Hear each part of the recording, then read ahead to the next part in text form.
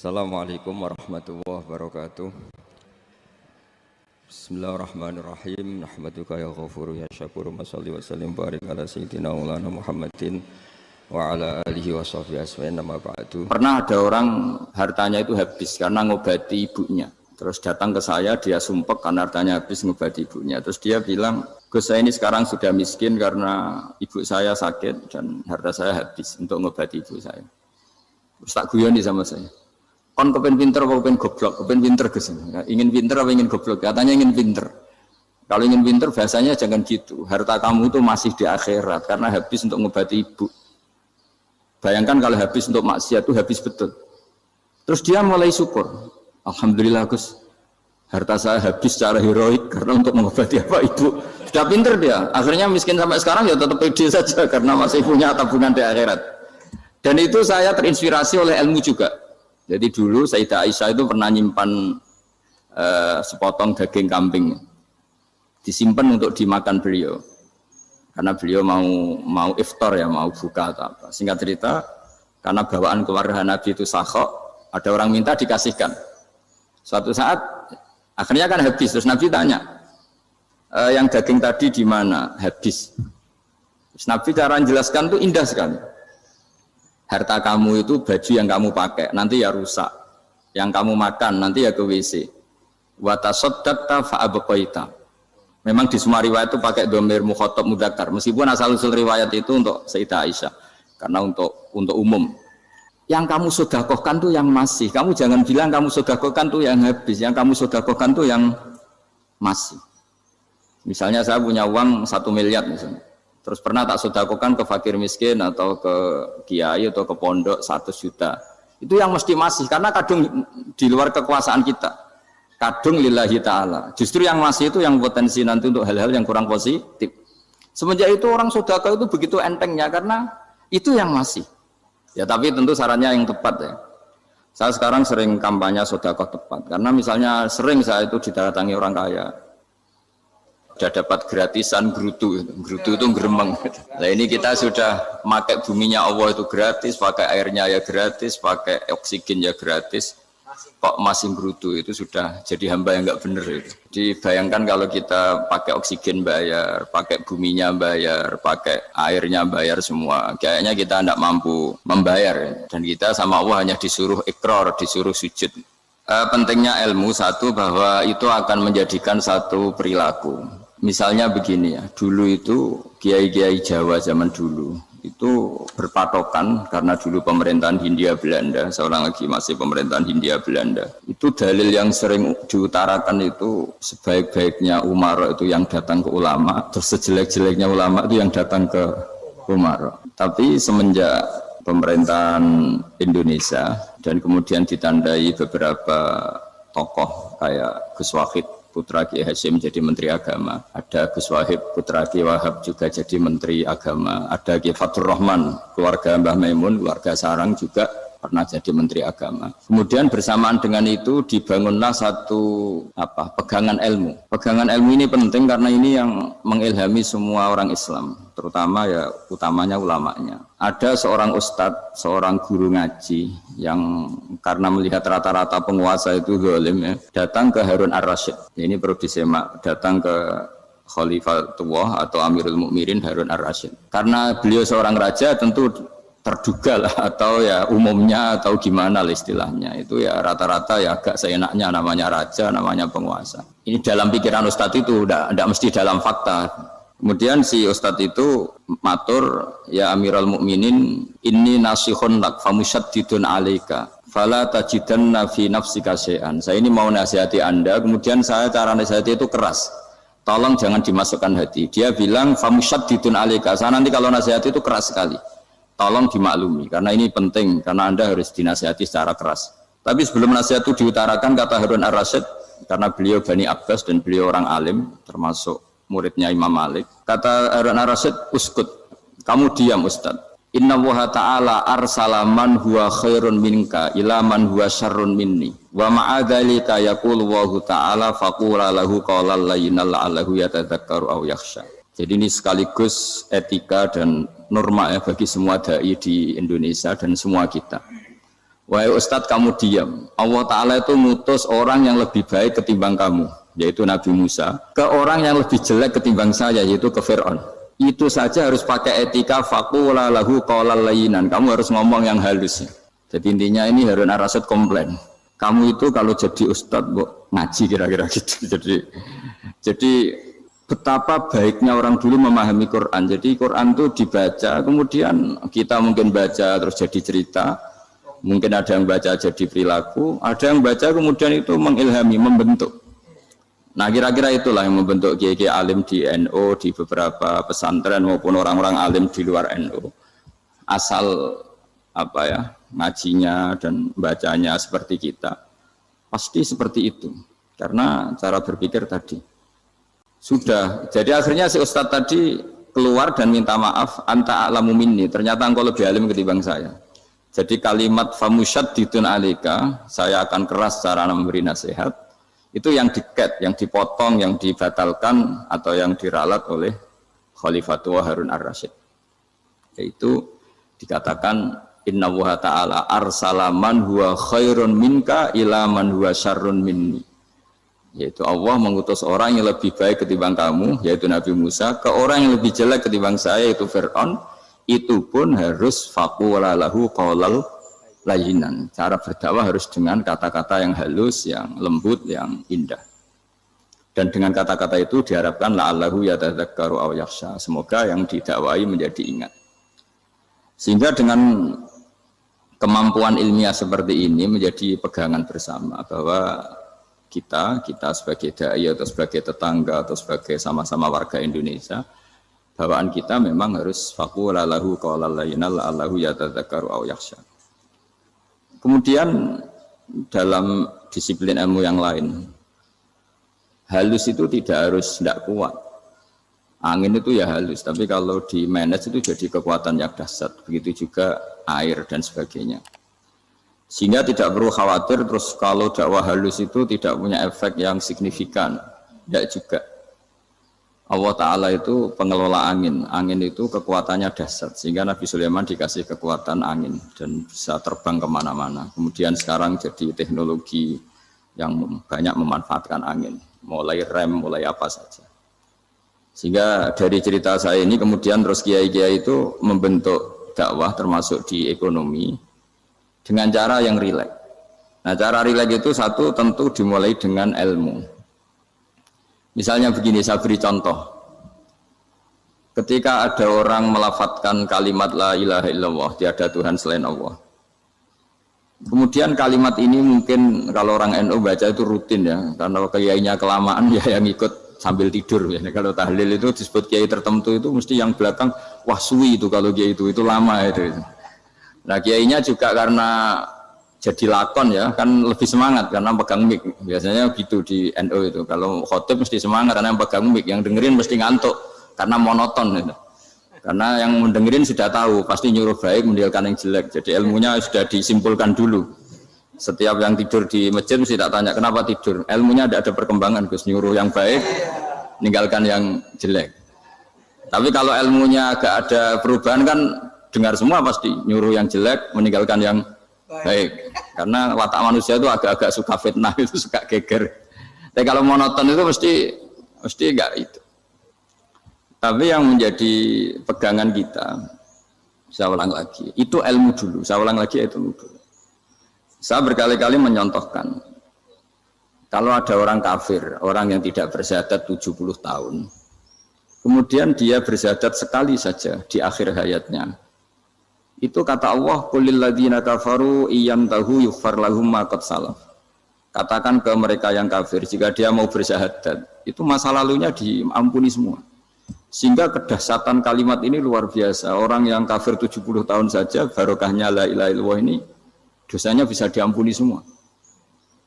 Nah kemudian karena ilmu ini tidak begitu populer atau kurang dipopulerkan, atau kita sendiri kurang menghayati, sehingga la ilaha illallah itu lebih dianalisis cara lafadz ini, pelafatannya ada sanadnya enggak ya gitu. Terus cara melafatkan bareng-bareng seperti itu ada tumpengan ini bid'ah enggak ya. Jadi pertanyaannya sudah tidak tentang keramatnya atau sakralnya atau fadilahnya la ilaha illallah, tapi sudah macam-macam. Wiridan cara seperti ini ada hadisnya enggak, legal enggak, terus ada sanadnya enggak. Jadi saya mohon semohon-mohonnya untuk teman-teman yang di Al-Iman itu harus ngaji ya. Ngaji itu nanti kamu tahu cara mandang sebuah ibadah atau perilaku atau apa sajalah tahu. Karena al-ilmu yurisul ahwal, ilmu itu bisa mengilhami cara pandang. Dulu yaitu saya ulang lagi, ketika zaman Hindia Belanda, karena pemerintahnya Hindia Belanda itu ulama-ulama keras sekali, sejelek-jeleknya ulama itu yang datang ke Umarok.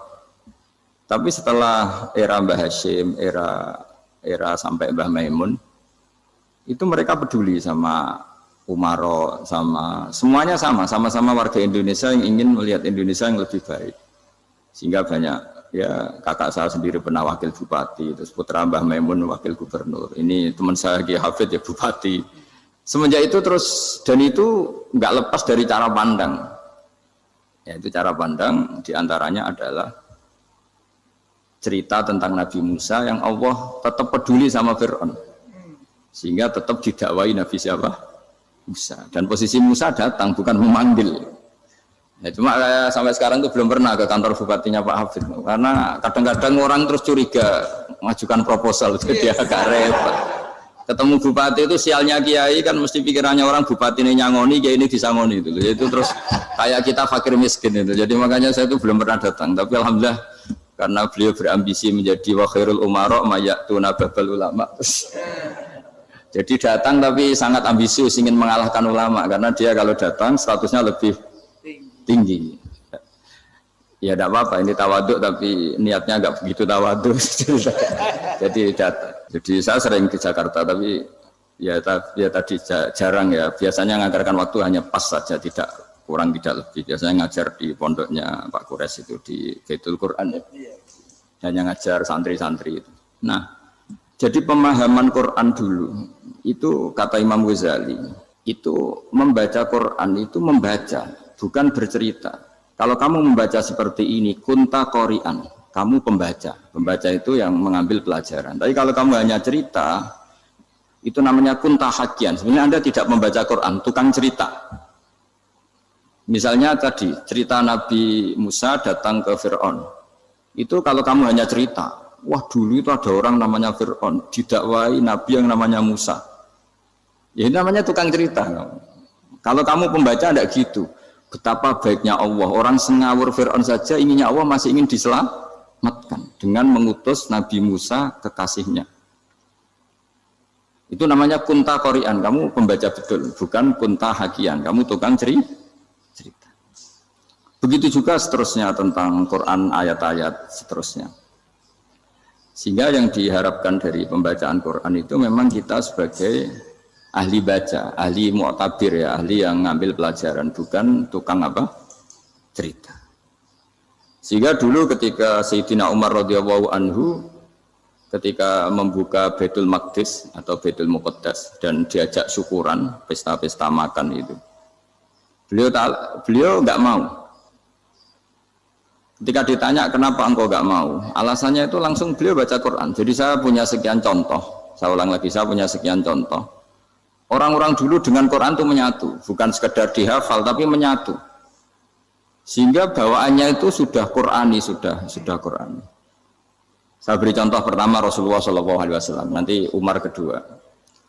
Rasulullah itu pernah nggak makan sampai 3 hari. Terus ditanya oleh sahabat, lalu kekuatan engkau bisa hidup apa? Terus menghentikan al-aswadani, maksudnya itu tamar dan air, hanya makan kurma dan air. Tapi beliau tidak ketemu roti atau tidak ketemu nasi lah kalau orang Indonesia. Ketika hari ketiga dikasih makan oleh sahabat, dipotongkan kambing, kemudian baru makan 3 lukmah, kira-kira ya 3 asupan nasi, berhenti. Padahal sahabat yang lapar sama dengan Rasulullah itu membayangkan Nabi itu sampai kenyang, sampai apa. Tapi ketika ditanya, seperti ini pun nanti ada hisabnya. Walatus alunna yauma idzin anin naim. Jadi acara makan-makan gini itu nanti ada hisabnya. Nabi nangis. Akhirnya sahabat nggak jadi nerusin makan. Jadi ketakutan orang dulu sama ketika Sayyidina Umar dijak pesta ketika memenangkan Baitul Maqdis itu. Inna wa ta'ala ayyara qauman. Allah itu mengkritik sebuah komunitas kaum karena apa? Adhabtum thayyibatikum fi hayatikum ad-dunya wastamta'tum biha. Kamu adalah orang-orang yang jatah nikmat kamu sudah kamu habiskan di dunia. Adhabtum itu kalian habiskan jatah kenikmatan kamu di dunia. Wastamta'tum biha, kamu di dunia sudah berpuas-puas. Maka jatah Anda sekarang di akhirat habis. Sehingga Sayyidina Umar enggak mau pesta-pesta karena takut jatah nikmatnya habis. Kata beliau terus astabqi thayyibati, akan saya sisakan sisi-sisi kebaikan saya supaya tidak habis. Corong Jawa itu aja dientek-entekno biar jatahnya masih. Sehingga di dunia kiai itu ya meskipun saya akrab bupati, akrab mungkin wakil gubernur, saya itu ya jarang ketemu.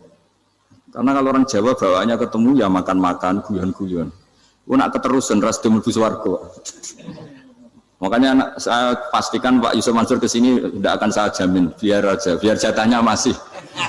Jadi ini bukan karena saya biar jatahnya masih. Ya, jadi itu ilmunya kiai. Nah, efek dari ilmu ini dahsyat. Kalau Anda berpikir tentang nasib Anda di akhirat, nanti bawaannya juga tidak akan mudah menyalahkan orang lain, tidak akan menghakimi orang lain karena sibuk dengan dirinya sendiri, tapi tidak dengan makna egois, tapi makna orang baik itu siapa? Orang yang sibuk dengan aib pada dirinya, dengan kekurangan pada dirinya, saking sibuknya mikir aibnya sendiri, tidak sempat mengoreksi aibnya orang lain. Itu awal ilmu. Ilmu itu tidak dimulai dari larangan. Kalau larangan karuan, tidak termasuk ahli surga, orang yang suka mengadu domba, tidak termasuk orang baik yang cari kesalahan orang lain. Itu namanya pelarangan. Tapi ilmu itu di atas nahi, di atas pelarangan itu. Kamu punya kesadaran bahwa kamu itu yang penting selamat dulu, jangan memikirkan orang lain. Dengan makna bukan egois, tapi dengan makna supaya tidak menyalahkan apa? Orang lain. Nah, saya termasuk ya boleh dikatakan kiai lah, yang paling fanatik bahwa semuanya itu harus dimulai dari ilmu. Ya saya ulang lagi, dimulai dari ilmu.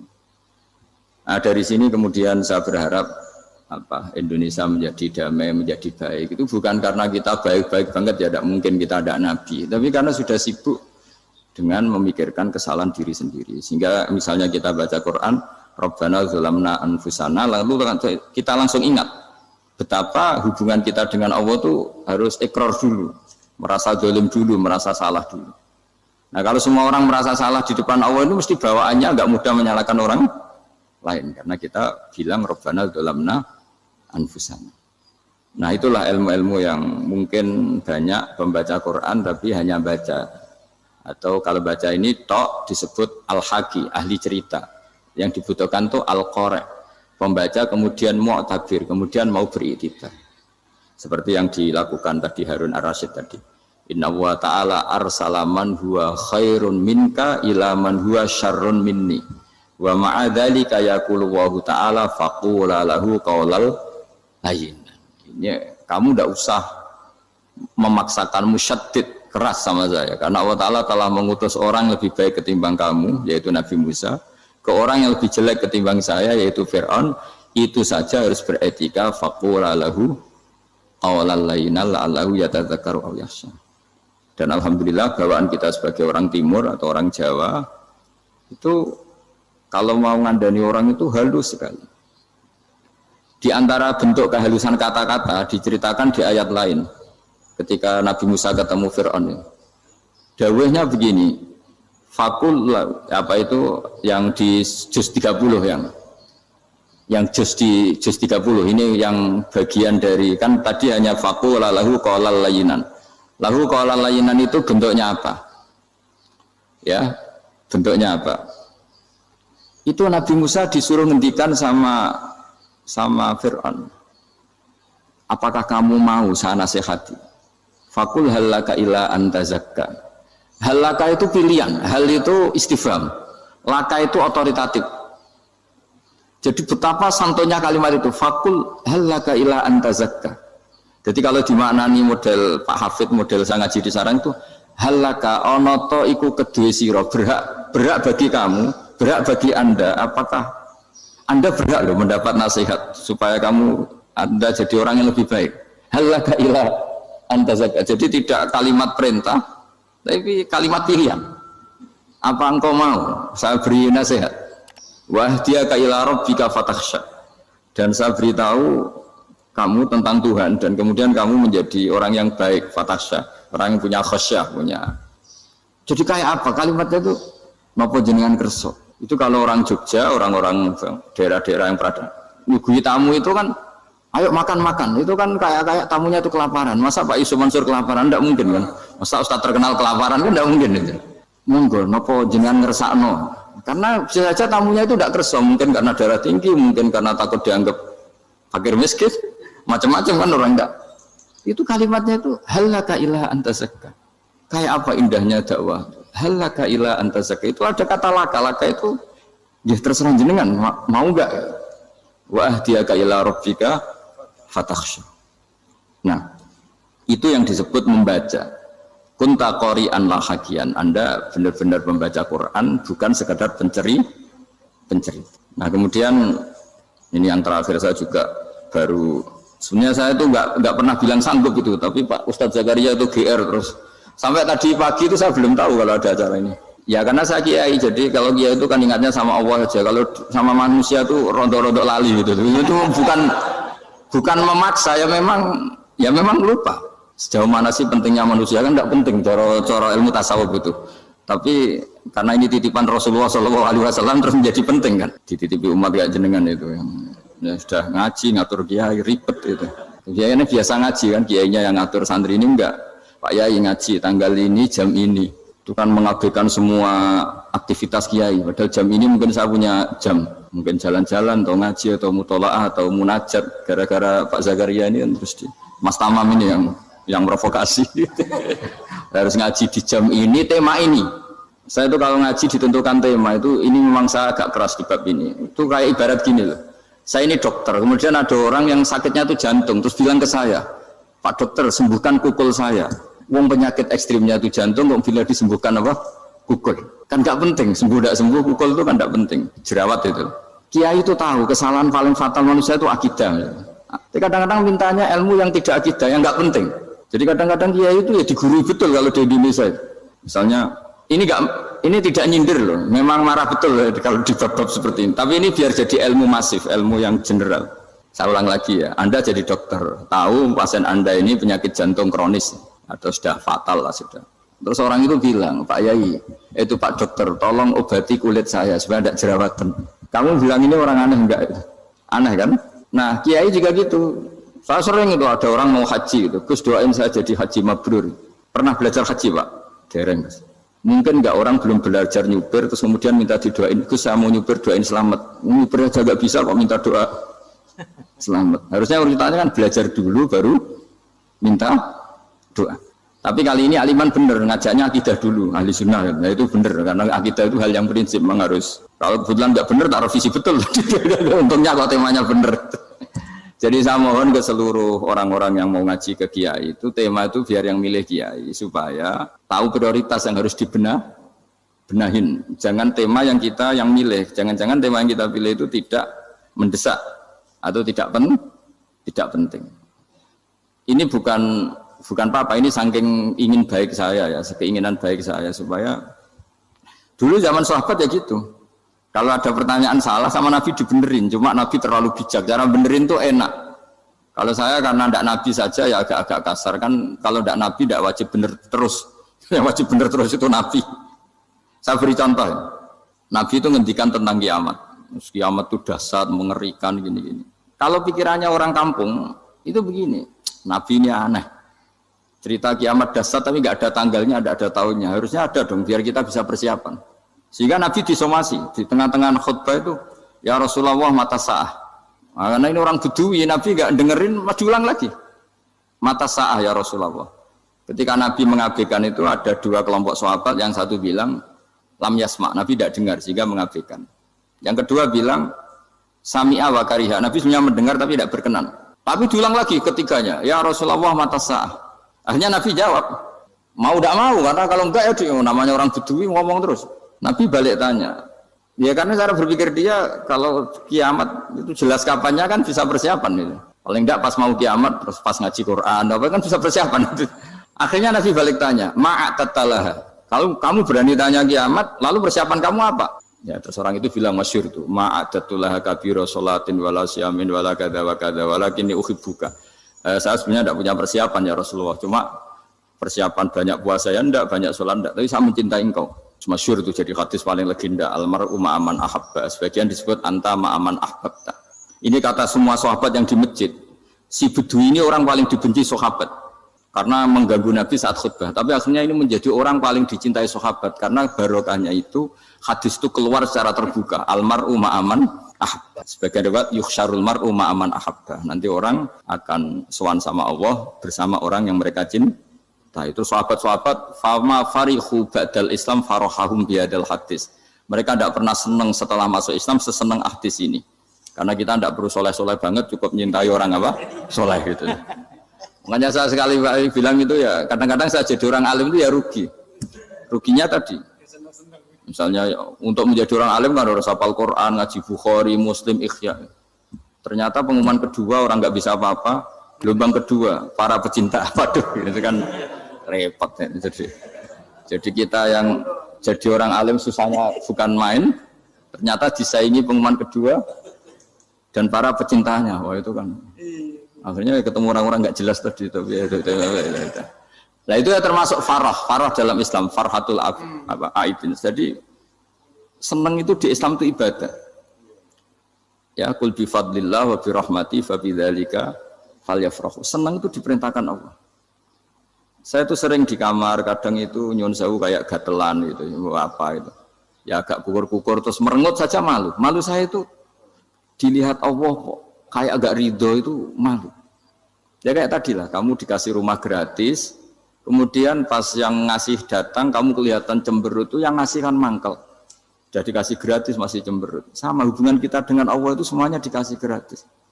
Makanya tabassum, senyum itu ibadah. Kita yang nekuni ilmu hadis. Betapa hebatnya Nabi ngendikan, kalau kamu tidak bisa ibadah yang berat-berat, cukup ibadah senyum. Kadang ngendikan tol koti wajin, kamu cukup berwajah yang indah, yang menyenangkan. Tabassum, senyum.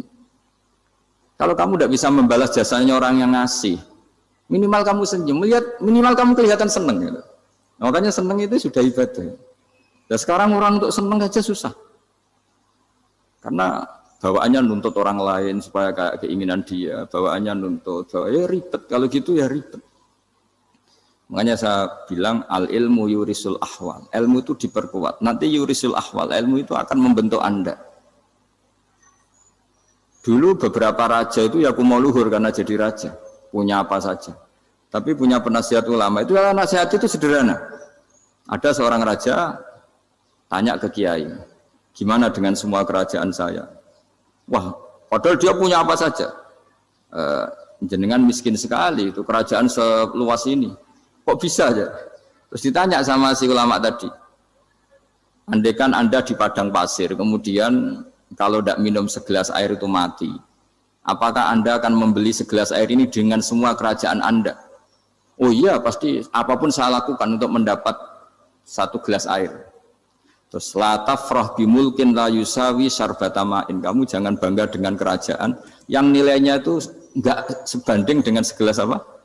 Air. Akhirnya raja itu mikir, saya tidak jadi raja bisa hidup.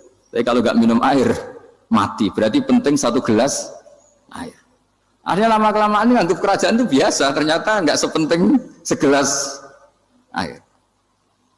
Ya seperti kita lah, misalnya orang enggak punya alpat itu enggak malu. Tapi kalau nggak punya celana itu malu. Kamu mau punya alpat tapi nggak punya celana? Kan nggak mau.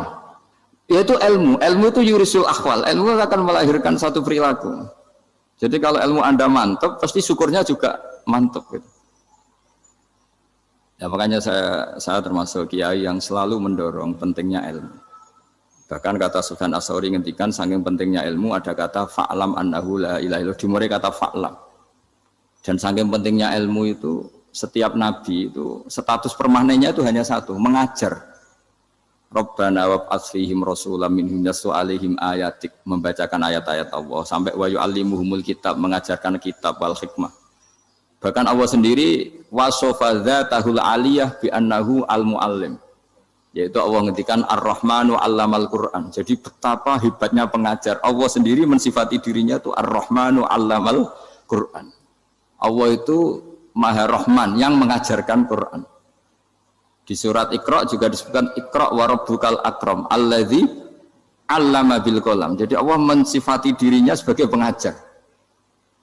Kayak apa pentingnya mengajar? Karena al-ilmu yurisul ahwal. Ilmu ini melahirkan satu sikap. Pernah ada orang hartanya itu habis karena ngobati ibunya.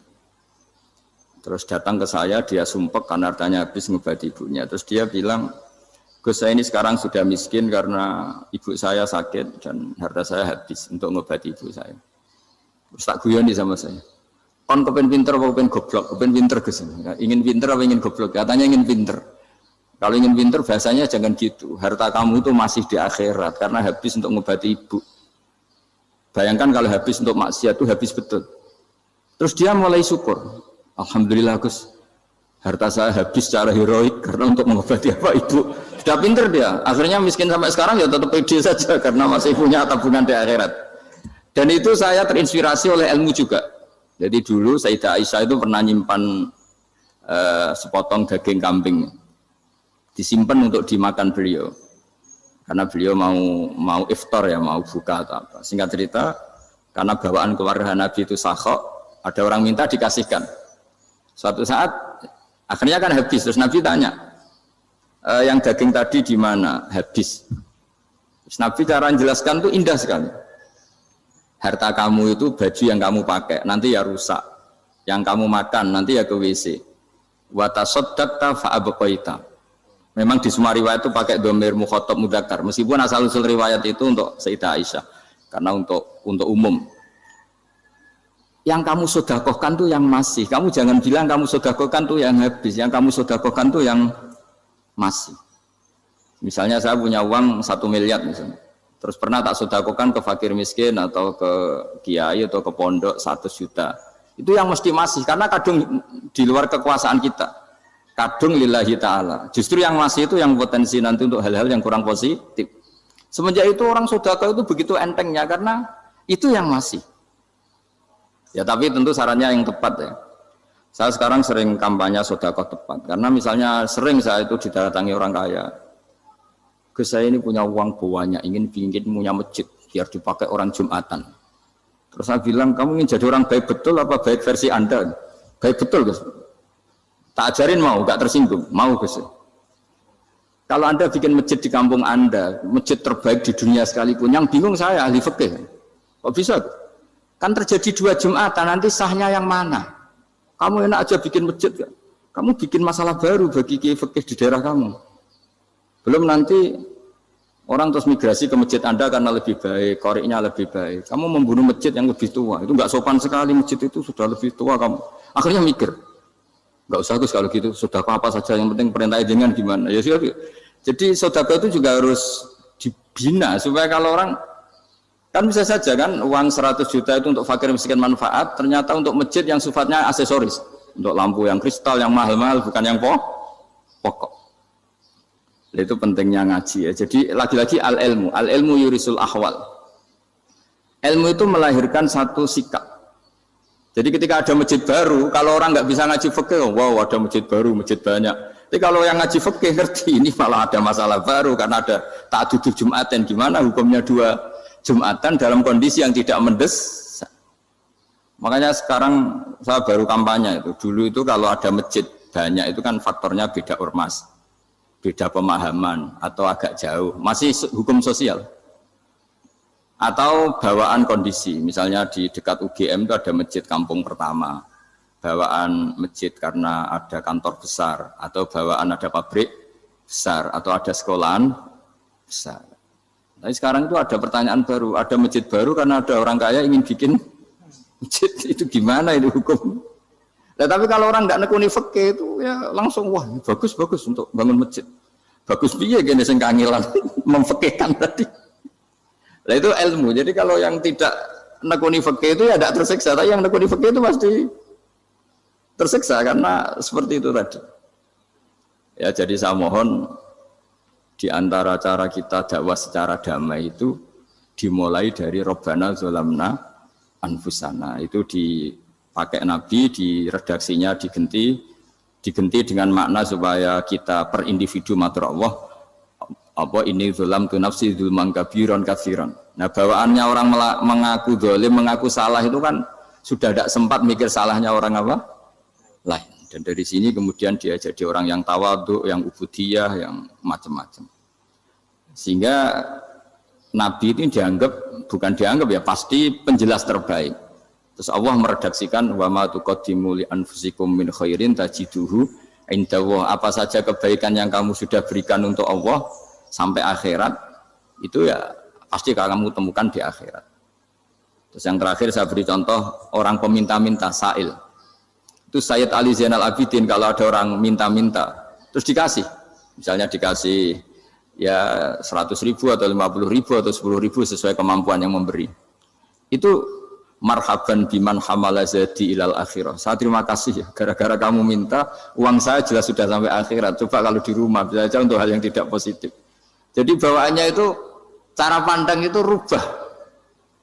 Jadi sebenarnya kalau kita ngasih uang di masjid, ngasih kiai atau ngasih fakir miskin, ya uang itu yang masih, bukan yang habis. Yaitu watasodak kata fa'abqaita, yang kamu berikan itu hakikatnya yang masih. Karena sudah ada kamu otak-atik lagi, makanya disebut wakaf. Sebenarnya wakaf itu dulu secara makna lughat, saya ulangi secara lughat. Maknanya itu sudah berhenti, wakafun maknanya berhenti.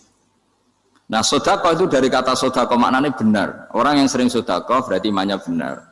Orang yang uang sudah diberikan berarti dia sudah terputus, wakaf berhenti dari hubungannya dengan dia. Sudah dikasihkan berarti selesai. Sehingga wakaf dan sodako itu sebenarnya maknanya saling melengkapi. Kemudian orang-orang fikih karena ada disiplin ilmu tertentu, wakaf itu untuk sodako yang permanen, yang abadi, kemudian sedekah untuk infak. Tapi itu kan hanya istilah-istilah dalam disiplin ilmu. Sebetulnya kalau pakai ilmu yang umum, sedekah ya bisa disebut wakaf, wakaf ya bisa disebut apa? Sedekah. Karena maknanya sedekah itu wakaf. Wakaf itu apa? Qat'u raqabatil malik an hadal mal atau an mali. Hubungan pemilik harta ini terputus dari harta itu. Jadi misalnya saya sudah wakaf tanah ini ke masjid, sudah diterima. Buat saya kepikiran gadekan atau menjual sudah tidak bisa, sudah berhenti di situ saja hubungan saya dengan kepemilikan harta itu. Makanya disebut apa? Wakaf. Dan kalau saya wakaf berarti menunjukkan kebenaran iman saya karena sudah menafkahkan sebagian harta untuk Allah Taala. Disebut sodik, sodak. Makanya bahasa Arab itu gampang ya. Kalau sodal kof, sodako. Orang kalau bayar mahar disebut sodak karena menunjukkan cintanya. Teman yang setia disebut sodik karena ya benar dalam berteman. Abu Bakar disebut as-siddiq karena sangat membenarkan kanjeng Nabi dan seterusnya dan seterusnya. Jadi begini ya, kalau dalam fikih Islam, misalnya ini ada di beberapa literatur fikih, di semua fikih, baik mazhab Syafi'i, Hanafi, Hambali, di semua kitab fikih. Misalnya ada orang mau masuk Islam, terus konsultasi sama ustadz atau sama kiai, Pak saya mau masuk Islam. Kamu nggak boleh ngambil sikap monggo ngeteh dulu, itu tidak boleh. Atau apalagi diajak ngobrol dulu.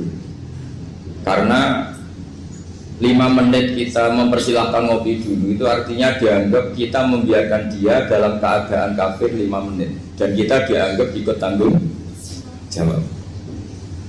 Sehingga di bab ada ulama yang ngebabkan itu sampai di bab murtad.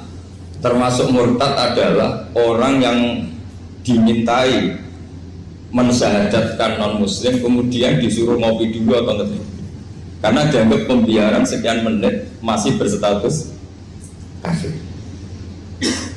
Jadi ibaratnya gini ya, kalau kita mungkin baru bapak-bapak baru pakai celana pendek terus ada orang kecelakaan di jalan, saya tak pakai baju dulu nanti baru kamu saya selamatkan, itu kan naif.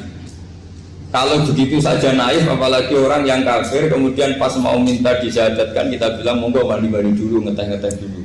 Berarti ada pembiaran sekian menit, dia masih berstatus kafir. Artinya begini, kalau dia saat itu kok dimatikan oleh Israel berarti mati dalam status kafir. Dan kita ikut tanggung jawab karena harusnya bisa Islam andai kan kita mensyahadatkan saat itu juga. Jadi itu bab-bab yang dianggap ekstrim dalam kutubil fikih, bab-bab fikih. Makanya dalam kitab fikih Saya berkali-kali ada non muslim mau bersyahadat ke saya, itu saya bilang ke santri-santri saya, saat itu juga harus kamu ajarin meskipun pakai bahasa Indonesia. Yang penting status kafirnya apa? Iya. Baru setelah itu ada hukum sosial ya, mungkin kita nawarin teh atau kopi atau apa. Makanya di sini dibabkan bab seseorang harus tergesa-gesa atau bercepat-cepat atau ngambil sikap bergegas untuk melakukan kebaikan. Terus ayat kedua yang dipakai Sayyiduddin bin Abi Salam itu begini. Ketika Allah mensifati orang munafik, status orang munafik itu apa? Wa idza qamu ila sholati qamu kusala. Mereka kalau dipanggil untuk sholat, ya berangkat tapi itu salah cara malas-malasan. Sehingga untuk menunjukkan kita loyal sama Allah itu ya paling tidak ada sikap di atas rata-rata ya. Makanya ada sa'i ya, lari-lari kecil, tawaf juga disunatkan ada lari-lari kecil, disebut ar-romal, romal itu lari-lari kecil untuk menunjukkan bahwa kita loyal sama Allah itu tidak sak kobri cara Jawa. Nah itu dibabkan sendiri, jadi beda antara tergesa-gesa sama ekspresi serius. Jadi musyawarah itu ya kira-kira kan nggak mungkin lah kita dipanggil rektor atau kiai atau orang tua kita terus jalan leha-leha itu kan nggak mungkin. Nah contoh yang diambil di sini begini, ketika ada debat terbuka antara Fir'aun dan Musa, saya ulang lagi, ada debat terbuka antara Musa dan Fir'aun, kan Nabi Musa datang ke Fir'aun, lalu kata Fir'aun, ini asal-usul ayat ini saya terangkan sejarahnya. Kata Fir'aun, lalu kalau kamu tidak nuhankan saya, Tuhan kamu siapa? Terus kata Musa, Rabbus samawati wal ardi, yang nuhani langit dan bumi. Fir'aun masih berkelit. Kalau Tuhan di bumi, setahu saya kemana-mana yang dituhankan saya, kata Fir'aun. Ma'alim tulakum min ilahin ruiri. Terus Nabi Musa masih ngendikan, ya sudah Tuhan yang nuhani langit. Terus Fir'aun manggil Haman. Haman itu arsitekturnya Fir'aun. Ya Haman ibnili sorhal ali abduhul asbab samawati fa'attaliya ila ilahi Musa. Haman bangunkan kami piramida yang tinggi. Saya ingin melihat Tuhannya Musa. Musa akhirnya mikir, karena kalaupun Fir'aun bisa naik ke langit tetap tidak bisa melihat Tuhan. Kita tahu Tuhan nggak bisa dilihat. Kita yang mukmin aja tidak lihat, apalagi Fir'aun rivalnya. Akhirnya Musa ganti argumentasi, yaitu argumentasinya Musa, Rabbukum wa Rabbu abaikumul awwalin. Ini perlu diingat dan perlu saya sampaikan. Yang nuhani kamu dan yang menuhani leluhur kamu, itu sangat memukul Fir'aun. Karena logikanya kalau Fir'aun itu Tuhan, berarti babahnya dulu tanpa Tuhan. Ini ada Tuhan terlambat. Jadi kalau Fir'aun Tuhan, berarti babahnya tanpa Tuhan, karena zaman era mbahnya belum ada Tuhan. Karena perdebatan itu banyak penggawa Fir'aun yang mukmin. Wah ini Fir'aun nggak bener ini. Kalau dia Tuhan berarti babahnya tambah. Karena kalau iman itu akan diadili, akan dieksekusi, maka orang ini berstatus rojulum mukminum min ali Fir'aun yaktum imanah. Maka di Quran diterangkan wa qala rojulum mukminum min ali Fir'aun yaktum imanah. Ada seseorang yang iman tapi menyembunyikan iman. Lah orang ini selalu ikut rapat di rapat-rapat penting Fir'aun, termasuk rapat ketika Fir'aun dan para tentaranya memutuskan membunuh Musa. Karena dia ikut rapat dan eksekutornya besok disuruh menangkap Musa, orang ini malam itu juga nemuin Musa terus bilang innal mal ayat tabiru nabikal yaqtulu ka Musa. Rapat tadi malam memutuskan kamu besok dibunuh, maka kamu harus bergegas meninggalkan Mesir. Nah, dari kesimpulan itu, dari cerita itu kemudian diambil secara hukum fikih bahwa untuk menyelamatkan darah harus sah, harus bergegas. Andai kan Musa itu kok sak kober, sak sempate, maka keburu. Andai kan ini rojul ini tadi, orang tadi penasihat tadi, kok sak kober ya, maka berarti Musa terlanjur tertang. Jadi itu pentingnya ulama ya. Jadi cerita yang linear, cerita yang seakan-akan cerita di tangan ulama tetap menjadi al-ahkam al-fiqhiyah, menjadi ketentuan-ketentuan apa? Fikih. Jadi yang diambil di sini adalah lelaki tadi yang ikut rapat tadi bergegas menemui Musa, memberitahu kalau kamu besok mau dieksekusi, fakhrus, maka kamu harus secepatnya keluar dari Mesir untuk menyelamatkan diri. Terus oleh Sayyiduddin bin Abi Salam dibabkan bab harus tergesa-gesa menyelamatkan darahnya orang apa? Islam. Jadi ini penting saya sampaikan. Jadi al-qasas ya, semua cerita di Quran itu tidak sebagai cerita, karena Quran tidak ingin melahirkan pendongeng, tapi harus menjadi ibrah, menjadi teladan. Jadi makanya terus di kitab-kitab ulumul Quran diterangkan al-qasas ya, beberapa cerita di Quran adalah semuanya menjadi ketentuan fikih. Saya ulang lagi ya, semua cerita yang ada di Quran itu menjadi ketentuan fikih, meskipun alurnya apa? Cerita. Kayak tadi kan alurnya cerita bahwa lelaki ini bergegas nemui Musa supaya Musa cepat keluar dari Mesir. Terus dibabkan babul musaroah ila musifid. Saya teruskan. Wa kama la ra'ayna may yaqtulu musliman law tabtu'u alaihi la qatalahu fal musaroah ila takhrisihi min wajibatun. Idlaisal unatu mahmudatan fi kulli syai'in falaha mawaqinu tuhmatu fiha wa mawaqinu tudammu fiha wa kadzalika al musaroah wal lain wal dhulta wa ghairuhuma. Terus cara berpikir ulama, saya pernah baca dalam satu sejarah ulama besar namanya Sufyan Ats-Tsauri. Sufyan Ats-Tsauri itu menjadi wali itu gara-gara kalau sholat di masjid itu beliau datang sebelum adzan. Saya ulang lagi, beliau datang sebelum adzan. Ditanya, kenapa kalau kamu datang sebelum adzan? Saya ini gak ingin jadi hamba yang buruk.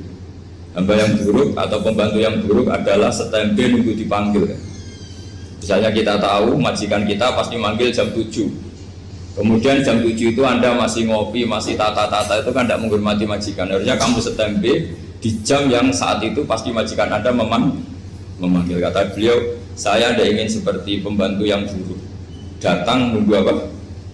Di mana? Jadi itu ada beberapa spirit ya, atau inspirasi dari aturan-aturan mahabbah. Sebab itu ketika Allah kritik orang munafik, wa idza qamu ila sholati qamu kusala, ketika dipanggil sholat mereka datang bermalas-malasan. Karena tidak ada cintanya sama Allah, maka datang berlambat-lambat. Nah, berarti kalau ekspresi cinta mengharuskan kita datang bercepat. Makanya dalam istilah lain di Quran ini termasuk balaghatul Quran. Di juz 25 itu istilah menuju Allah itu fafirru ilallah. Kita tahu firar itu maknanya lari apa jalan biasa? Lari. Jadi untuk mengekspresikan mahabbah kita, kangen kita pada Allah, cara bahasa Arab isak kita, berontok kita sama Allah, tidak diistilahkan jalan tapi fafirru ilallah, harus bergegas berjalan. Begitu seterusnya. Maka kalau ada orang Islam, terus ini konsekuensi hukum, ada non muslim minta, Pak Bah, saya tolong ajarkan syahadat. Nggak boleh saya bilang gini, monggo ke dalam dulu. Padahal perjalanan ke rumah saya misalnya setengah jam, nggak boleh. Saat itu meskipun sambil berdiri-diri harus kita tauhidkan. Kamu yakinnya Allah itu satu, Tuhan Allah, harus. Karena kalau ada perjalanan ke rumah 5 menit terus dia kecelakaan, belum syahadat, statusnya mati apa? Kafir. Dan kita ikut terlibat karena sebetulnya bisa mengislamkan saat itu juga. Analoginya kayak tadi ya, orang kecelakaan di jalan karena kita pakai celana pendek, contoh Suriah ya, saya tak pakai baju dulu. Habis itu diludes truk. Itu kan kita ikut salah karena kita yang punya kesempatan. Tentu yang disalahkan yang punya kesempatan. Karena merubah status dari potensi kelides truk menjadi sama sekali gak potensi kelides truk dengan kita inggirkan, meskipun kita dalam keadaan tidak ideal.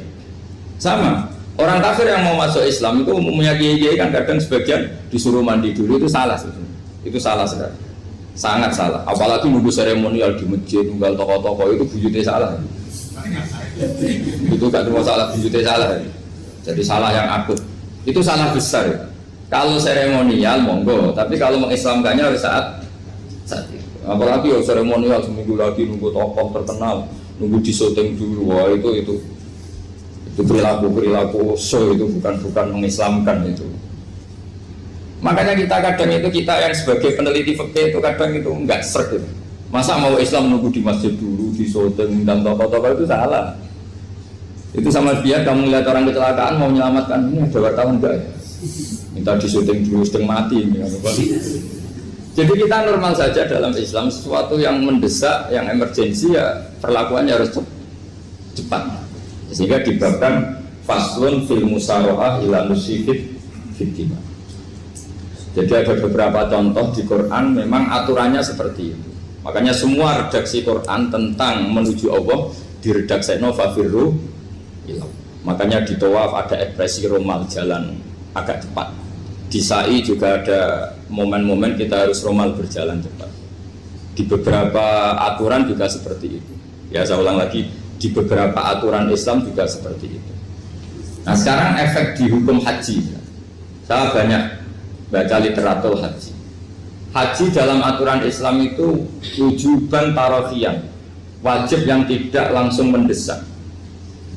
Kemudian semenjak ada fakta kita harus nunggu, daftar tunggu, itu kita sebagai ahli fikih itu gampang. Misalnya gini, saya umur 20 punya uang, sekarang berapa daftar? 25 juta ya. Saya umur 20 punya uang 25 juta. Saya jomblo misalnya, ya butuh nikah, ya butuh macam-macam. Itu wajib daftar haji apa enggak? Karena kalaupun daftar nunggu 20 tahun. Nah sekarang kalau ada orang umur 50 tahun punya uang 25 juta, menurut Anda wajib daftar saat itu apa enggak? Mau daftar saja bisa game gitu. Nanti kalau misalnya umur 50 ditambah 25 kan 75. Itu kalau orang sumpah sudah cepat mati itu. Maka itu menjadi pertanyaan, apakah fikih ini kita rubah? Karena dulu kan orang itu longgar semua. Karena haji zaman Nabi pun tidak langsung dilakukan saat pertama diwajibkannya haji. Jadi Nabi punya sisi unik. Pertama ada tahun diwajibkannya haji, Nabi tidak langsung haji. Sebab itu ulama berkesimpulan kalau wajibnya haji tidak langsung. Maka fikih itu memang unik. Sholat juga gitu. Ada istilah begini dalam sholat. Watajibu sholat ala kulli muslimin wujuban muwassa'an. Di semua kitab fikih takbirnya seperti itu redaksinya. Wajib sholat dilakukan orang Islam wujuban muwassa'an, wajib yang ada longgarnya. Sehingga ketika zuhur jam 12 WIB kita dengar azan, boleh sholat setengah 1, jam 1, setengah 2, jam 2. Karena memang wujuban muwassa'an, memang ada batas akhir waktu misalnya sampai setengah 3. Nah problemnya begini, misalnya setengah 1 Anda pasti dipanggil majikan kamu yang diharuskan melakukan satu aktivitas, misalnya Anda pilot, yang nggak mungkin sholat lagi di kokpit. Apakah status wujuban muwassa'an, wajib yang longgar menjadi hilang karena setelah itu tidak ada kesempatan lagi sholat? Apa tetap kita sebagai ahli Islam yang agak balelo tapi alim, misalnya ya sudah tetap jadi pilot, nanti kan ada aturannya sendiri, ada rukhsahnya sendiri, ada kemurahan sendiri, kita sudah jadi pilot. Misalnya sholat tanpa harus menghadap kiblat, sholat yang tetap di perjalanan. Kira-kira Anda kalau jadi ahli fikih milih mana? Milih harus sholat di depan, apa tetap memberi kelonggaran? Gak apa-apa, sholat sambil apa? Nyuper ya, sambil pilotin apa pesawat. Anda milih mana? Karena kalau konstitusi ilmu itu memang harus ada, dengan tanda kutip ya, memang harus ada nakalnya. Kalau nggak nakal malah gak sah. Memang unik ilmu itu. Karena ilmu itu kalau dipaksakan lurus terus, itu nanti malah bengkok karena menghilangkan rukhsahnya Allah, kemurahan Allah. Tapi kalau dipaksakan rukhsah terus, murah terus, nanti dianggap menyepelekan hukumnya Allah. Maka kita yang ahli fikih itu pusing. Misalnya saya sering ditanya, Gus saya ini supir bis, kan musafir terus, berarti saya boleh nggak puasa terus panjang Ramadan? Coba kalau ada jadi ahli fikih mesti bingung. Mau boleh, ya boleh terus supaya orang nggak peduli sama Ramadan. Mau mengatakan wajib puasa, kayak nggak peduli dengan kemurahan Allah yang membolehkan musafir tidak puasa. Coba loh, Anda jangan jadi ekstremis yang misalnya bantah kok protes kok, ini kan. Jadi memang mengkaji ilmu itu. Ya makanya dengan tanda kutip itu harus ada nakal. Tapi nakal yang baik, bukan nakal. Nakal itu kalau bahasa Jawa itu kan tidak harus dosa. Seperti anak kecil, menek-menek itu, tuh bocah kok nakal. Padahal anak kecil menek itu haram dah. Enggak kan? Malah orang tuanya yang bentak itu yang haram. Yang nakal betul ya ibunya yang bentak cerewet itu, karena ibunya orang yang sudah mukallaf, sudah tua, salah langkah yaitu bentak. Kalau anaknya naik meja itu ya sebenarnya bahasanya tidak nakal, lucu. Oh jelas pinter coba bisa munggah meja, harusnya diapresiasi. Tapi rata-rata itu semua akal mecah gelas. Coba, malah boe malah mecah tabungan. Bapaknya marah tukang nguras tabungan. Sebetulnya senakal-nakalnya anak kecil itu nakal orang tuanya, itu pasti. Karena ini sudah kena fitop, sementara anak-anak belum kena. Saya pernah punya tamu, karena di tradisi Kiai itu sering punya tamu. Bapak ibunya itu kultus sama Kiai, bentak anaknya disuruh salim sama saya. Anak kecil kan nggak mau jalan-jalan terus, marah. Tak marah orang tuanya tak marahin, yang dosa itu kamu bentak anaknya. Kalau anak kecil itu kena diskon rufi al-qalamu an salasin. Di antara aturan Islam apa? Tidak ada keharusan bagi 3 orang. 1 anak kecil sampai balik, 2 orang tidur sampai bangun, 3 orang gila. Artinya anak kamu itu tidak kena khitab untuk sopan sama saya. Kamu yang kena khitab baru sopan sama anak-anak. Dan ini ada Jawa itu kadang keliru. Jadi orang tua itu marah-marah memaksakan anaknya sopan. Padahal Allah memberi diskon anak kecil itu belum wajib sopan. Nggak apa-apa ada tamu naik-naik itu. Asal masih anak kecil. Makanya Rasulullah ketika beliau sholat sujud itu Hasan Husain itu naik. Cara Jawa Nabi itu 3 tumpahan. Semua riwayat mengatakan Nabi itu diam saja, gak berani ngangkat. Sampai sahabat itu ada yang ngomong, ini Nabi sujud lama sekali ada apa? Jadi kita punya riwayat itu ya baru kayak sahabat yang agak nakal. Semuanya itu sujud, tapi bareng di atas rata-rata ada sahabat yang belakang ngomong, siapa tuh ini sujudnya kok lama? Barokahnya itu ditemukan riwayat, oh ono putune. Karena Hasan itu naik di atas punggungnya apa? Nabi itu andai kan ada yang ngomong, riwayat ini tidak ditemukan. Barokahnya ada yang mongok itu mungkin kalau sekarang mungkin semua masjid mongok karena orang sekarang jarang yang khusyuk. Kalau dulu hanya 1 yang di belakang. Setelah itu Nabi memberi penjelasan, saya tadi sebetulnya harus mengakhiri sujud saya sesuai aturan umum, tapi ada cucu saya tak biarkan sampai dia puas naik punggung saya sehingga dia turun baru sana. Filosofinya apa? Begini, anak kecil 1 tidak kena khitab, 2 jangan sampai sholat itu jadi problem. Kalau Nabi nyentak Hasan membentak, putu ono bae sholat kok diganggu, maka sholat menjadi trauma. Gara-gara sholat bahasa bentak saya. Lama-lama anak ini trauma dengan sholat karena dianggap problem. Makanya saya termasuk kiai nggak berpendapat anak kecil nggak boleh di masjid. Sering kan anak kecil di masjid ayo khutbah rame. Saya termasuk setuju tetap boleh. Kalau dibentak di masjid maka dia trauma dengan masjid. Wong saya ke masjid dibentak. Lagi pula kadang-kadang orang tuh gaya-gayaan tok. Wah, rame orang khutbah ngerameni. Padahal kalau nggak dirameni anak-anak malah dia tidur. Kita kan tidak bisa menjamin kalau perilaku kita lebih baik gitu. Mendingan kan anak-anak main di masjid dibanding di karaoke kan. Jadi kan, ya ini maksudnya saya, ini fikih ya. Fikih itu wilayahnya, makanya jadi ahli fikih itu susah-susah gampang. Jangan hanya berpikir protes dengan ketentuan fikih, mengkaji yang sebanyak-banyaknya. Itu tadi, misalnya Anda seorang supir permanen, supir bis bersama. Kalau truk kan bisa leha-leha, kalau bis kan apa ada deadline-nya ya waktu, seperti bis jurusan Surabaya Semarang. Saya kan sering naik bis jurusan Surabaya Semarang. Kadang-kadang supirnya melihat saya tanya, Gus saya ini supir, saya ini Ramadan itu gimana ya? Ya saya sudah ngerti setengah nakal, dan senengnya dijawab rasa poso ya saya tahu. Tapi masalahnya secara fikih kalau kamu mengharapkan kamu harus puasa terus, kamu melanggar konstitusi ilmu. Memang musafir punya diskon? Boleh? Tidak puasa. Pertanyaannya, bayarnya kapan? Wong Syawal ya nyupir lagi, Zulhijjah ya nyupir lagi, nanti sampai Ramadan ya. Nah terus, ya pas kamu cuti, biasanya cutinya pas sakit, boleh diskon lagi karena sakit. Coba. Nah, andai kan ada jadi ahli fikih milih zaman. Lu kalau orangnya soleh terus kayak ustadz-ustadz di sini kayak dosen UI kan, masa dosen UI Universitas Islam nggak Islami kan nggak mungkin. Mungkin memilih poso kan. Masalah ini kan hukum untuk orang kebanyakan, nggak boleh hukum musuh gak kuat. Sahur jam 3:30 mobil vitamin pokoknya harus kuat. Itu tidak hukum, itu saran. Hukum itu beda dengan saran. Hukum itu hanya berpijak musafir itu boleh stop. Kalau saran memang boleh, ya usahakan kamu makan 3:30 pas fit, terus kalau ngumpul selesai jam 10 nanti istirahat. Memangnya majikan bisa ngatur jamnya? Itu fikih. Maka menjadi perdebatan yang namanya pergi itu apa? Menurut Imam Syafi'i pergi itu ya dari rumahnya ke tempat yang asing yang tidak wilayahnya namanya pergi. Menurut Imam Ahmad bin Hanbal enggak. Pergi itu tidak kerja. Jadi orang yang supir yang seperti itu namanya tidak pergi tapi kerja. Tanyakan ke publik, misalnya jenengan ke UI, istri kamu atau suami kamu ditanya, istri kamu kemana? Kira-kira jawabnya bilang pergi jalan-jalan atau bilang kerja?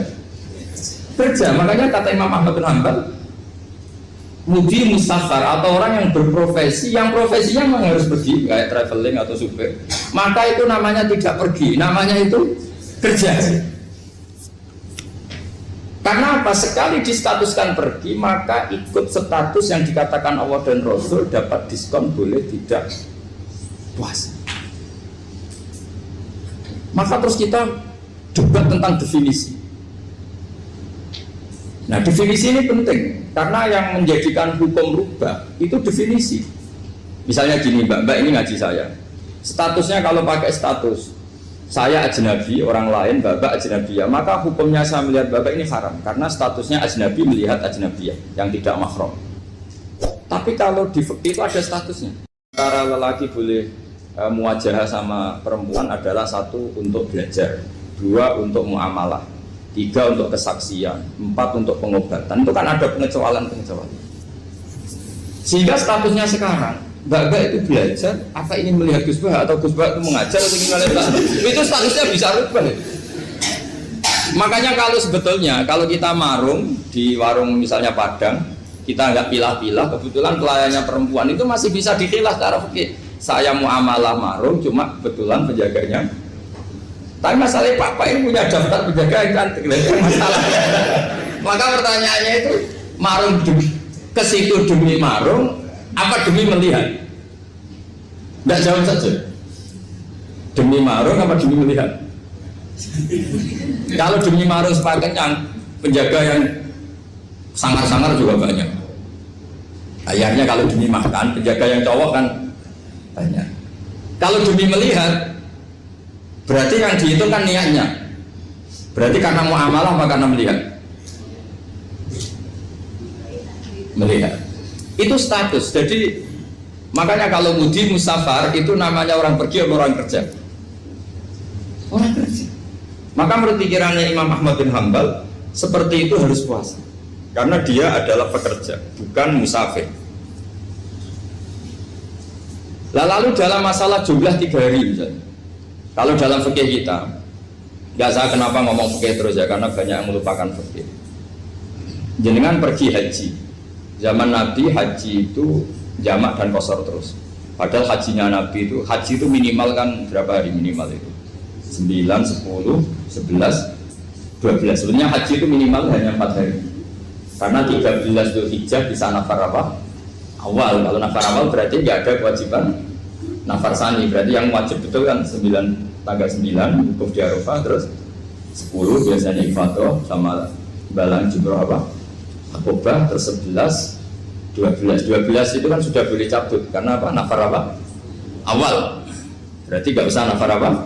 Sani. Berarti hanya berapa? 4. Tapi Nabi haji di Mekah Madinah itu sampai 40 hari karena perjalanan. Pertanyaannya, ketika Nabi menjamak dan mengqashar itu cara Imam Syafi'i lis safar.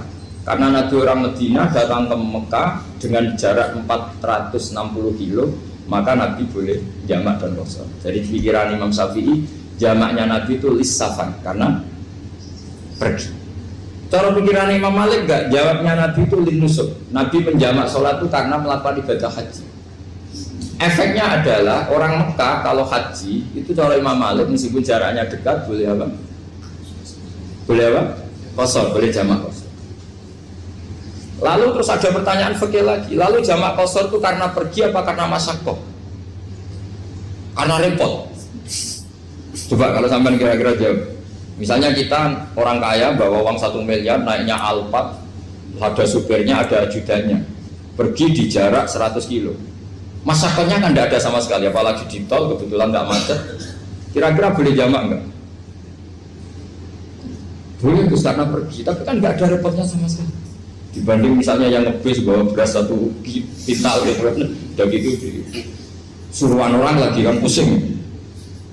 Maka fikih ini untuk memberi hukum itu kalau fikih itu menstatuskan dulu. Ini orang boleh jamak itu karena masyaqqah apa karena safar. Lalu kalau setelah karena safar itu karena jaraknya apa tingkat masyaqqahnya. Kalau karena jaraknya ya tidak juga gini maksudnya. Mungkin Anda tidak pernah terpikir begini. Kalau saya mau ke Jakarta, kemudian sampai Purworejo itu sudah waktu zuhur, saya boleh nggak zuhur di situ sama saya? Boleh kan? Padahal perjalanan saya belum capai. Artinya nunggu boleh jamak itu setelah kita menempuh jarak itu apa menuju, sedang menuju dan niat.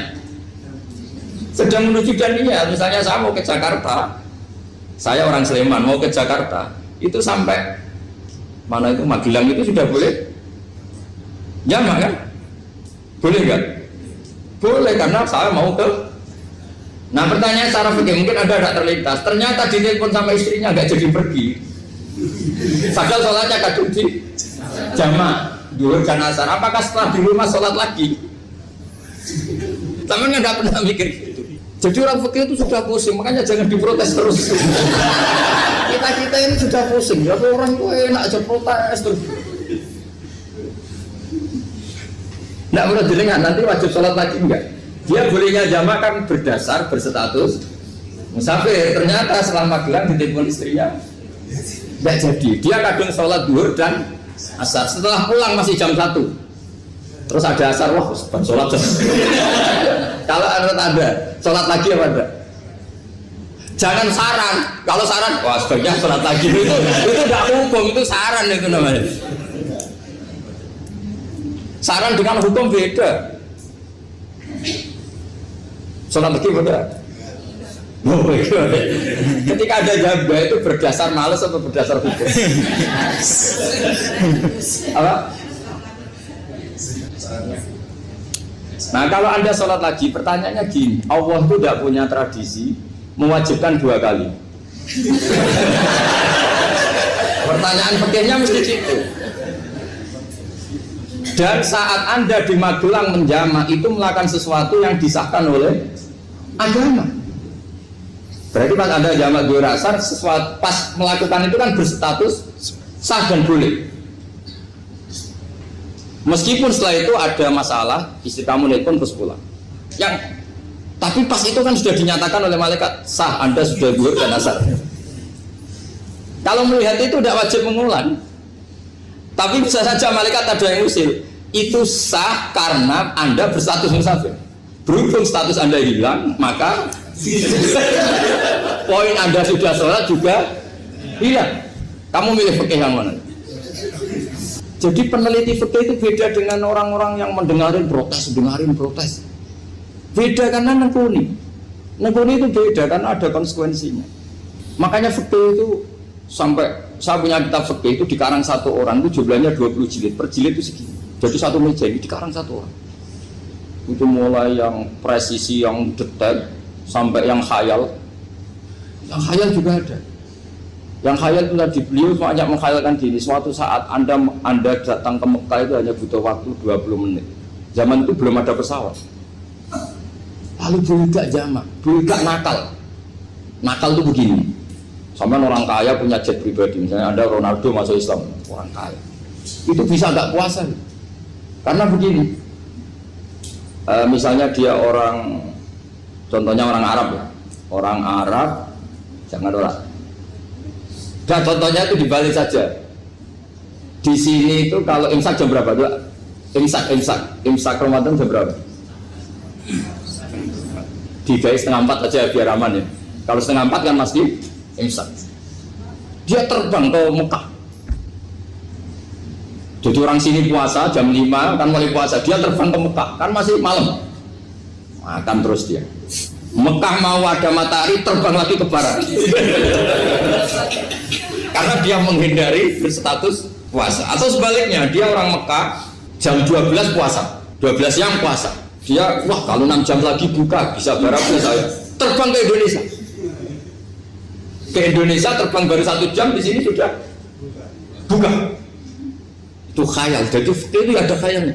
Itu lama dulu sebelum ada pesawat sedang mengkhayal gitu. Bolehkah orang yang di Masyrik ke Maghrib demi itu? Kalau Anda jadi Raja Salman jam 1 kok sudah nggak kuat apa?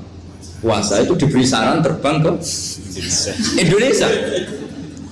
Itu kalau pakai jet kan nggak sampai 9 jam, 1 jam ke Jakarta. Sudah ada wow akbar. Bukan. Boleh nggak? Lo mau kamu tidak bilang, oh nggak boleh. Wong di Jakarta sudah guru Samsul. Masa sudah matahari terbenam orangnya nggak boleh? Bukan. Lah ya. Apa? Kalau resikonya gini, sampean mungkin nggak mikir, resikonya gini, kalau dia berstatus musafir, bolehnya buka karena musafir, pertanyaannya dia wajib bayar.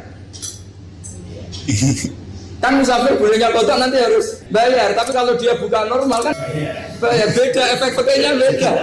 Sampean jangan protes, Gus Baik gimana, mau ngaji mana tidak senang. Ini kan ngajinya para dosen, para pegawai, jadi harusnya itu jadi mufti, ngaji untuk jadi mufti, bukan ngaji untuk mendengarkan. Jadi makanya saya mohon jangan sering protes sama ulama sudah pusing. Karena efek-efek hukum itu tidak gampang. Kayak tadi misalnya kalau dia boleh buka atas nama musafir, resikonya wajib bayar. Masalahnya Raja Salman ini mau enggak ya? Dia inginnya. Maka pertanyaannya itu kitab yang milik saya tadi yang 20 jilid tadi. Ulama itu mulai dulu sudah membayangkan bagaimana kalau suatu saat ada satu kendaraan. Kenapa ulama bisa membayangkan itu? Karena ada buruk. Meskipun mereka nggak numpak buruk, hanya Rasulullah, tapi kan bisa membayangkan ada toyul waktu. Waktu itu bisa dilipat. Karena ulama dulu ahli astronomi, jadi bumi itu bulatnya gini, muternya gini. Berarti suatu saat ada satu ilmu di mana orang ngambil satu posisi terus melewati toyul waktu, ngalami lintasan waktu. Mulai dulu itu sudah dibicarakan. Pertanyaannya lalu status orang ini kayak apa? Misalnya tadi orang Mekah ingin cepat buka terbang ke Indonesia. Orang Indonesia menghindari imsak, misalnya 3:30, dia belum sahur. Wah kalau saya di Indonesia ini sifatnya sahur. Wah saya tak terbang ke Mekah. Wah kan terbang di Mekah ternyata masih jam 8. Wah bisa makan sepuasnya jam 8 malam, maksudnya jam 20. Kan enak sih. Baru warak balik ke Indonesia terus jam 1 siang. Jam 1 siang kalau ini cepat buka terbang ke timur. Langsung buka. Berarti dia kira-kira masa aja 3 jam. Tapi terus ya mungkin kalau sampean tahu kok sudah repot-repot ngono tinggal turu ndelok sinetron kok buka dhewe. Itu tidak hukum, saran itu namanya apa? Kalau hukum tetap tadi yang dikatakan puasa adalah imsak, mulai jam imsak sampai ghurubus.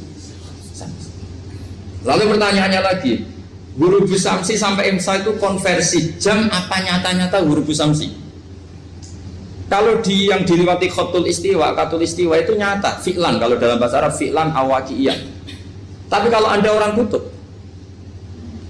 saya sering kirim-kiriman surat sama mufti-mufti yang ada di Timur Tengah, di Eropa, konsultasi maksudnya.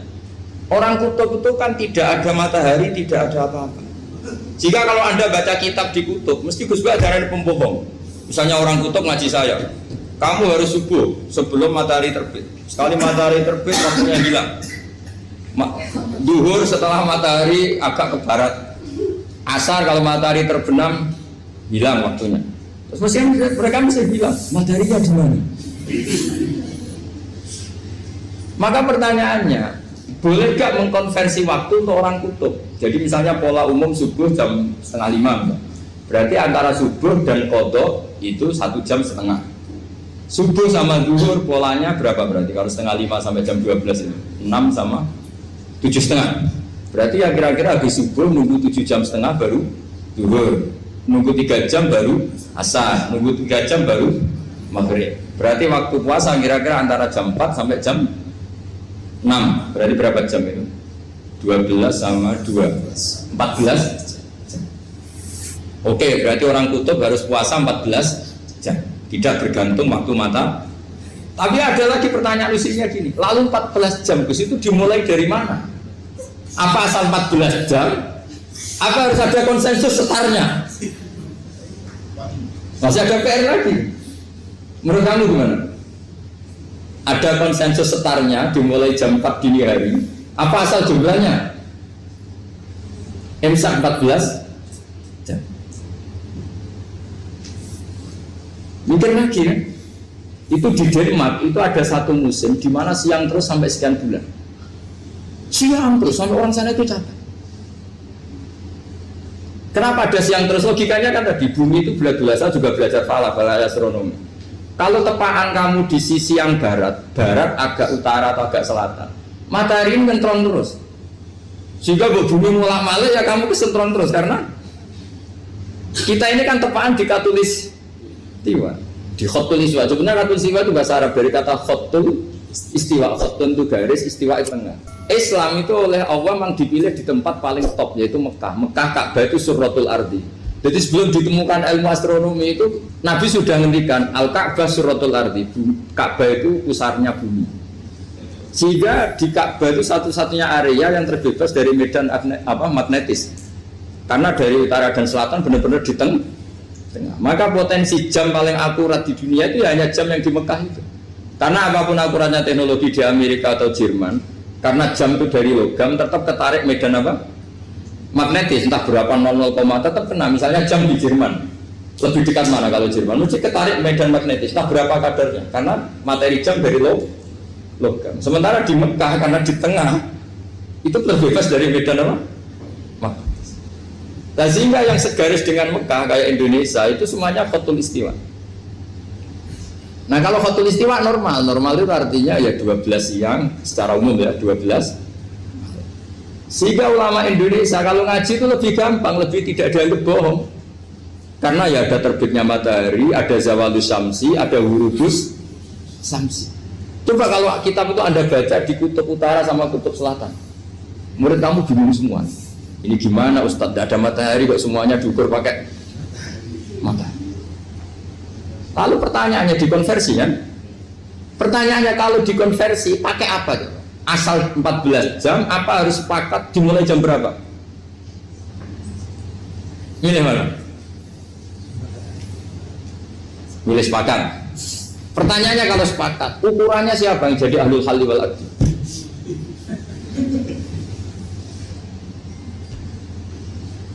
Jadi orang fikih itu sudah bingung, makanya saya mohon jangan sering diprotes. Saya pernah ketemu ulama, saya kan sering ikut komunitas di New York, itu andekan tidur itu pas persis Ka'bah. Jadi buminya itu kalau dibur pas persis Ka'bah. Lalu pertanyaannya, ada kiblat tidak di sana? Ya bumi kan gini ya. Kalau dalam bahasa falak itu ada rubuk namanya. Rubuk itu bumi yang sewaktu itu hanya yang seperempat. Ya bumi yang sewaktu itu hanya seperempat. Jadi kita sekarang siang, berarti yang baru siang hanya seperempat bumi. Nanti yang malam ya hanya seperempat bumi. Ya, misalnya sekarang kita di sini siang, di Arab Saudi kan belum, ini masih setengah 6. Ini sekarang di Arab Saudi baru setengah 6. Lah itu ada daerah di mana dengan Ka'bah itu pas atas sama bawah. Harusnya kan bebas arah. Apa? Bebas arah. Lalu orang sana sholatnya itu menghadap kemana? Pernah ulama New York itu minta fatwa ke Rabitatul Alam Al-Islami. Lalu kita harus menghadap kemana?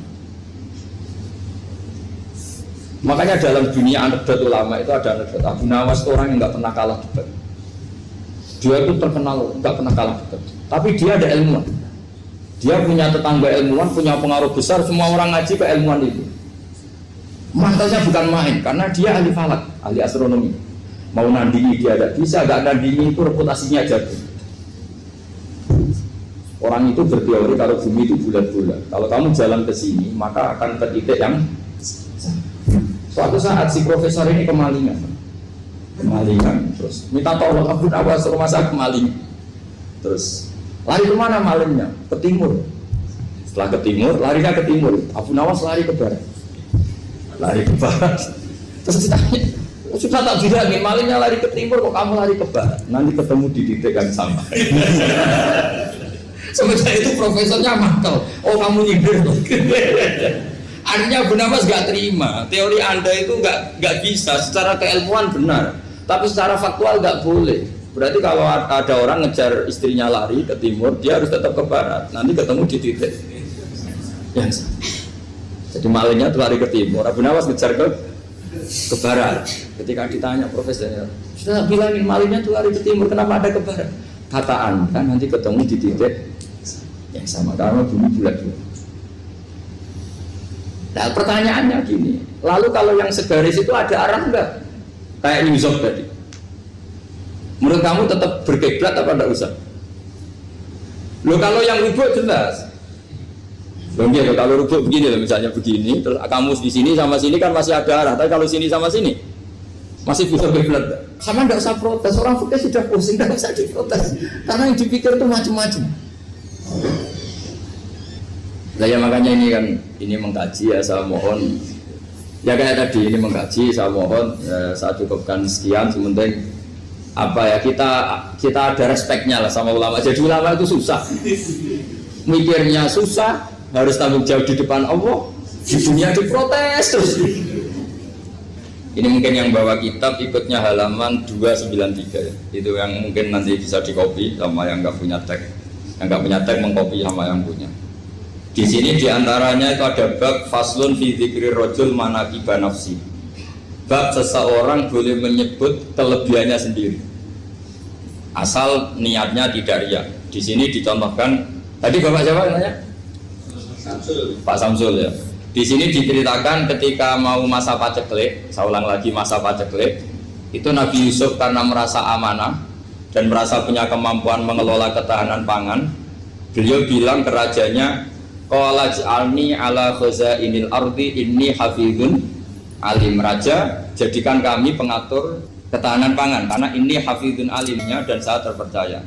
Hanya Nabi Yusuf seorang nabi tentu panutan, beliau menonjolkan kemampuannya itu boleh asal untuk kemaslahatan. Misalnya ada orang Islam sakit atau kiai sakit, dengan dokter bilang saja saya dokter biasa yang nangani. Itu boleh karena motivasi Anda dalam menyelamatkan Pak Kiai tadi atau orang yang sakit, bukan motivasi Anda adalah hadun nafsi, kalau dalam bahasa keinginan apa? Pribadi. Jadi itu boleh.